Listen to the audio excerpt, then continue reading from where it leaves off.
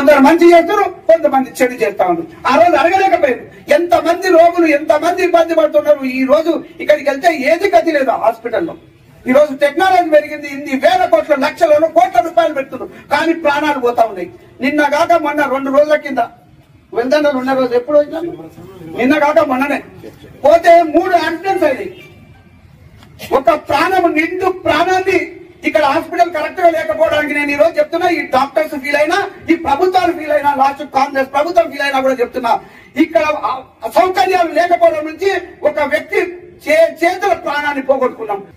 ఒక ప్రాణం నిండు ప్రాణాన్ని ఇక్కడ హాస్పిటల్ కరెక్ట్ గా లేకపోవడానికి నేను ఈ రోజు చెప్తున్నా. ఈ డాక్టర్స్ ఫీల్ అయినా, ఈ ప్రభుత్వాలు ఫీల్ అయినా, లాస్ట్ కాంగ్రెస్ ప్రభుత్వం ఫీల్ అయినా కూడా చెప్తున్నా. ఇక్కడ సౌకర్యాలు లేకపోవడం నుంచి ఒక వ్యక్తి చేతుల ప్రాణాన్ని పోగొట్టుకున్నాం. ఆయన హైదరాబాద్ పోవడానికి దాదాపుగా 1 గంటన్నర టైం పట్టింది. ఆ 1 గంటన్నర టైంలో కూడా రక్తమంతా పోయేసేసి అది చేయలేక డాక్టర్స్ అక్కడ పంపించేసిండ్రు. ఆ ప్రాణం అక్కడే వదిలేడు. హాస్పిటల్ పోయిండు, ఆ ప్రాణం వదిలేసిండు. ఆ స్పాట్ లో ఒక అతనికి కాలు ఇరిగిపోయింది, ఒక అతను చనిపోయిండు.